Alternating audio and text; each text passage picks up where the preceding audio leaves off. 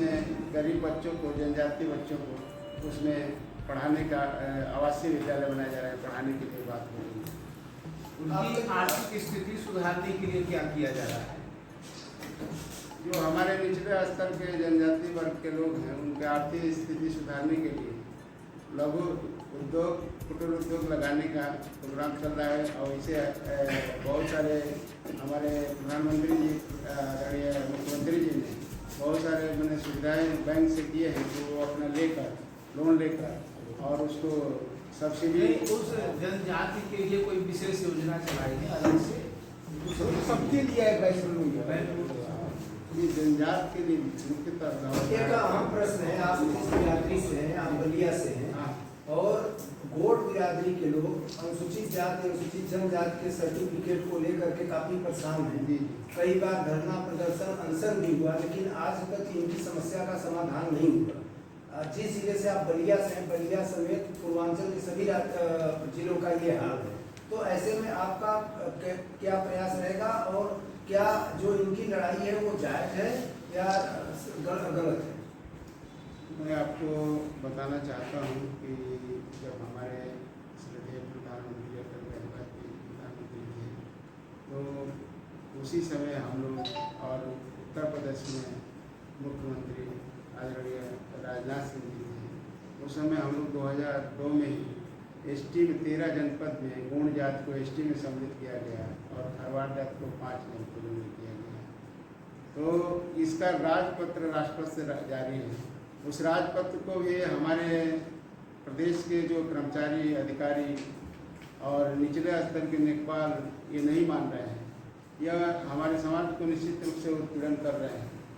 लेकिन सरकार जो है, उत्तर प्रदेश की सरकार इनके लिए काम कर रही है, क्योंकि हमने खुद ही 10 शासनादेश जारी कराए हैं, जिसका अनुपालन तो नहीं हो पाया। लेकिन जिला अधिकारी ने भी अपने आदेश को आगे बढ़ाते हुए तहसीलदारों को आदेश किया, वो भी आदेश किया। लेकिन लेखपाल स्तर पे एकजुटता करके लेखपाल संघ भी कहता है कि हम प्रमाण पत्र जारी नहीं करेंगे। इस विषय को मैं आदरणीय मुख्यमंत्री जी के यहाँ रखा था, अपने प्रदेश अध्यक्ष जी के यहाँ रखा था। उन्होंने बताया कि यह जल्दी ही इसका समाधान हो जाएगा, क्योंकि उसमें वर्ग में भी कई त्रुटियाँ हैं, जिसमें कहीं भड़बुजा, कहीं कहाँ कुछ लोग जुड़े हुए हैं, जिसके नाते कुछ दिक्कतें आ रही हैं। क्योंकि ये प्रमाण पत्र केवल गोंड और गोंड के उपजातियों की ही है। जो तो आपकी केंद्र में भी सरकार है, प्रदेश में भी सरकार है, तो करना ही चाहिए। उसमें मैंने आपको अवगत कराया कि पूर्व सरकार से ग्रसित संकीर्ण मानसिकता के अधिकारी हैं, वह उनको लगता है कि इनको प्रमाण पत्र मिल जाएगा, SC/ST एक्ट लगाने का ये लोग काम करेंगे। एक सवाल और है, आपने कहा कि 13 जनपदों में ST किया गया है, बाकी में SC, तो अगर गोंड तो सभी अब एक भाई हैं, तो प्रदेश में इस तरीके से व्यवहार क्यों किया जा रहा है? ये जो सरकार जो है, सरकार की तरफ से जो योजना चाहे जातियों को जोड़ने की होती है, सरकार अपने तरफ से बनाकर रिकमेंडेशन केंद्र सरकार को भेजती है। तो वो केवल वहाँ के लोग लड़ाई लड़ रहे थे और मांग पत्र अपना दिए थे 13 जनपद के लोग, इसलिए वो 13 जनपद का ही हो गया। लेकिन अब फिर से लड़ाई पूरे उत्तर प्रदेश के गोंड जाति लड़ रहा है। निश्चित तौर पे हमें लगता है कि पूरे गोंड जाति ST में सम्मिलित हो जाएगा। एक और है, एक ये बताइए, आपने जितनी सारी योजनाएं चल रही है भाजपा सरकार में, लेकिन सिर्फ जाति प्रमाण पत्र को लेकर के योजना का लाभ नहीं ले पा रहे हैं आदिवासी लोग, इसके लिए क्या करेंगे आप? मैं करता था, मुझे उठा के प्रदेश अध्यक्ष जनजाति मोर्चे को बनाया गया है। तो ये आशा और विश्वास के साथ या तो वोट साधने की राजनीति है, इसे आप अपना सम्मान न समझे, बल्कि ये माना जा सकता है कि गोंड बिरादरी को साधने के लिए आपको प्रदेश अध्यक्ष बनाया गया। लेकिन क्या उससे इन बिरादरी की समस्या का समाधान हो जाएगा? बड़ा कड़वा प्रश्न है। नहीं, आपने जो पूछा है ये तो आपका पूछना जेन्युइन है, लेकिन हमें नहीं लगता है कि भारतीय जनता पार्टी ने किसी भी समाज के व्यक्ति को वोट साधने का जरिया बनाया है। ऐसा नहीं, हमें नहीं लगता है। क्योंकि अगर वोट साधने का जरिया बनाता तो आदरणीय प्रधानमंत्री जी के नेतृत्व में जो नोटबंदी हुई तो उससे लोग भी बौखलाए। लेकिन स्थितियाँ परिस्थितियाँ सब सही हो गई कुछ दिन के बाद।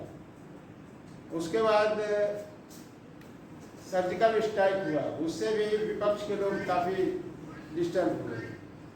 उससे वोट और उससे कोई कनेक्शन नहीं हो रहा है? कनेक्शन होता है, लोगों का आक्रोश होता है।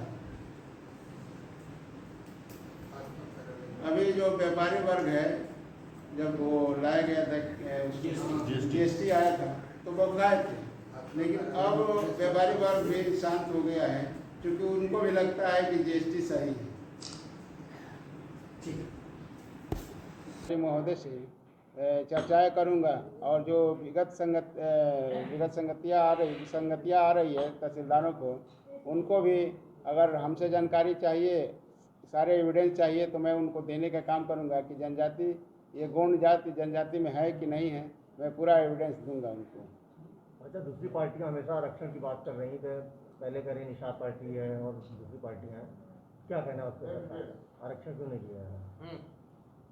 दूसरी पार्टी जो आरक्षण की बात कर रही है वो अपने वोट बैंक की राजनीति की बात कर रही है, लेकिन भारतीय जनता पार्टी जो छोटे छोटे जात के लोग हैं, जो राजभर है, निषाद है, केवट है, मल्लाह है, धीवर है, इस सबको अपने उस सूचीबद्ध कर रही है, जिसको आरक्षण के लिए वो केंद्र सरकार को भेजने वाली है। आपकी पार्टी बार बार कहती है कि हम आरक्षण देंगे, लोगों को नौकरियां देंगे, क्या किया अभी तक? कितनी नौकरियां आपको मिली? हमारे सरकार ने 4 लाख नौकरी अभी तक दिया है। आपको बता दूं कि शिक्षा विभाग में भी नौकरी दी है, और पुलिस विभाग में भी नौकरी दी है, स्वास्थ्य विभाग में भी नौकरी दी है। तमाम ऐसे मैंने विभाग हैं जिसमें नौकरी मिली है। हमें 4 लाख का मैंने हमको वो है, आंकड़ा है अपने पर सरकार का। बस आंकड़ा ही है आपका? नहीं है, जेन्युइन भी है। आप को कितनी नौकरी मिली, कितना % नौकरी मिला? अनुसूचित जनजाति के लोग अभी भी तमाम लड़के हमारे पुलिस विभाग में ट्रेनिंग कर रहे हैं, इसमें हर जनपद में, और हमारे शिक्षा विभाग से भी बहुत सारे अध्यापक लड़के हुए हैं। जो लड़के नहीं हो पाए हैं उनके मेरिट लिस्ट में कम रही होगी, इसलिए नहीं हो पाए हैं। सरकार ने हमारे जनजातियों के लिए बहुत कुछ किया है। अभी जो पूर्व IPS हैं अमिताभ ठाकुर, उन्होंने ट्वीट किया है कि मुख्यमंत्री जी के 2007 में जो सांसद थे तो उनके खिलाफ जांच चल रही थी, SP के महाराज ने उनको हटा दिया गया था, और वो जांच अभी बंद हो गई है, क्या कहना है इस पर? इस विषय पे मैं कोई कमेंट नहीं करना चाहूँगा, क्योंकि ये सरकार और ऊपर के संगठन का विषय है।